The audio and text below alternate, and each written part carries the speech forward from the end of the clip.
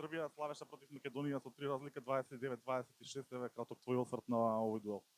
Jeste se pre svega pozdrav svim vašim gledalcima, slušalcima, čitaocima, kako god.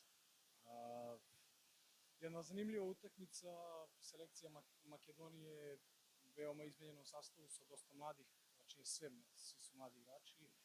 Pokazali su da stvarno imaju kvaliteta i da samo treba da nastave da rade ovako kao što su radili do sad i sigurno je svetla budućnost pred Makedonijom i makedonskim rukometom kao što je bio do sad i verujem da će ostati.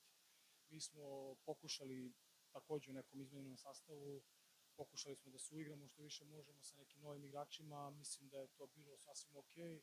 Naravno uvek može bolje i vidjet ćemo sutra je ostala ta još jedna posljednja provera, prijateljska utakmica i posle toga svi zajedno da odemo na odmor malo da se i mi opustimo.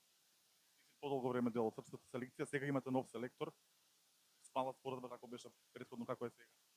Pa, znate kako, svaka promena je dobro došla, da tako kažem, svaka promena je dobra promena. Mislim da su momci prihvatili ovaj sistem koji novi selektor forsira, meni je lično i u klubu selektor, tako da sam ja toliko navikao sam na taj sistem igre i on je izuzetno srećan ko slučaju s njim, rekao mi je da je on zaista srećan, jer ima školovane igrače koji mogu da isprate to što on traži i jako se raduje svakom dolasku ovde i mi se da radujemo svakom dolasku u nacionalni tim i verujem da vraćamo rukomet u Srbiji na staze na kojim je bio. Играше во работнички во Металург, сега си во Франција, таму си еден од најдобрите стрелци со твојот брат. Како ти е таму, како се снајде сигурно добро и претпоставам дека веќе имаш и понуди за трансфер.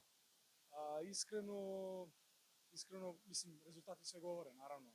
Prijam i snašao sam se dobro i uvek kažem da ako si negde srećan i ako negde pronalaziš sebe da ne treba previše eksperimentisati i lutati. Srećan sam u Šartru, imam ugovor do 2024. godine, tamo se sigurno do tada, eventualno ako se nešto baš veliko promeni, ali skoro sam postao i otac, tako da i žena i dete su sad kod mene, mislim da sam našao neku svoju srećnu sredinu i da ću biti tamo, ja planiram neko duže vreme. Nažalost, rukomet na Balkanu, konkretno u Srbiji i Makedoniji nije baš na nekom zavidnom nivou, ja se iskreno nadam da će to biti, da će se to podići i da možemo mi da se vratimo kućama, da igramo kući, da budemo sa porodicama, sa prijateljima, da budemo srećni, jer mislim da je to nešto najlepše i najvažnije.